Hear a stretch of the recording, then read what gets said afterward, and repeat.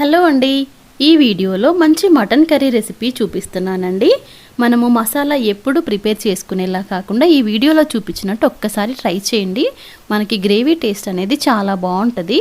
ఇక్కడ కేజీ మటన్కి అయితే 7-8 లవంగాలు, ఒక 4 యాలకులు, కొంచెం దాల్చిన చెక్క ముక్క, కొద్దిగా జావిత్రి, 2 టేబుల్ స్పూన్ల ధనియాలు, ఒక 10-15 జీడిపప్పులు, సగం ఎండు కొబ్బరిని కట్ చేసి అయితే వేశాను.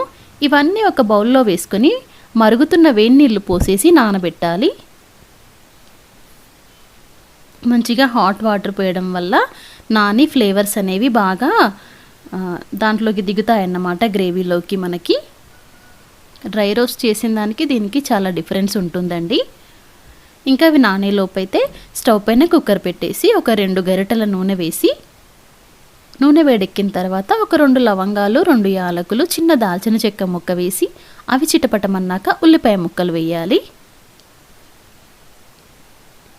ఆల్రెడీ మసాలాలో చెక్క, లవంగాలు ఇవి వేసాం కాబట్టి ఇక్కడ కొద్దిగానే వేసానండి. ఇంకా ఉల్లిపాయ సగం దాకా వేగిన తర్వాత 2 టీ స్పూన్ల అల్లం వెల్లుల్లి పేస్ట్ వేసి పచ్చి వాసన పోయేదాకా వేయించాలి. అల్లం వెల్లుల్లి ఫ్రెష్గా ప్రిపేర్ చేసుకోండి, బాగుంటుంది.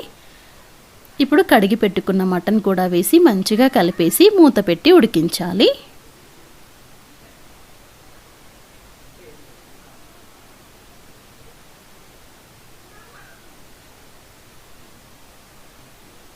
ఇప్పుడు ఇట్లా ఉడుకుతున్నప్పుడు బాగా వాటర్ వస్తూ ఉంటాయి కదా. ఇప్పుడు ఈ మటన్లో అయితే ఒక 1/2 టీ స్పూన్ పసుపు, మీ రుచికి తగ్గంత కారం వేయండి. నేనైతే ఒక 2 టేబుల్ స్పూన్స్ వేసాను. ఉప్పు అయితే వేయలేదండి, మీరు కావాలంటే ఉప్పు వేయొచ్చు, నేనైతే వేయలేదు.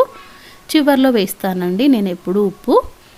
ఇంకా బాగా కలిపేసి ఆ నీళ్ళన్నీ ఇంకిపోయి నూనె పైకి తేలేదాకా మటన్ అయితే ఉడికించాలి.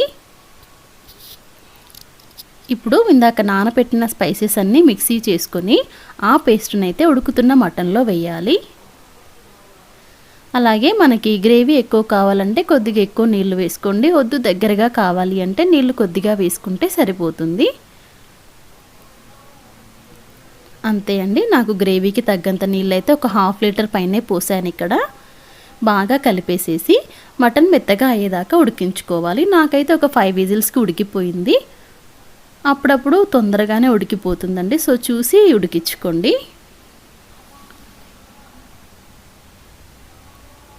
ఒక 5 విజిల్స్కి అలా ఉడికిన తర్వాత ఇప్పుడైతే ఉప్పు వేస్తున్నానండి. ఒక 2 స్పూన్స్ దాకా వేసి సిమ్లో పెట్టయితే ఒక 10-15 నిమిషాలు ఉడికించుకుంటే ముక్కకి కాస్త ఉప్పు పడుతుంది.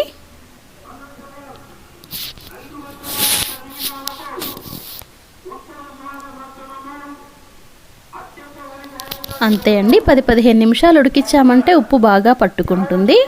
ఇంకా చివర్లో మంచిగా ఫ్రెష్ కొత్తిమీర వేసేసి స్టవ్ ఆఫ్ చేసుకుంటే అంతే అండి, మటన్ కర్రీ అయితే రెడీ అయిపోయింది. చాలా బాగుంటుందండి టేస్ట్. ఒకసారి ట్రై చేసి చూడండి. ఈ వీడియో నచ్చితే కనుక ప్లీజ్ లైక్ చేయండి ఫ్రెండ్స్. ప్లీజ్ సబ్స్క్రైబ్ చేసుకోండి. Thanks for watching.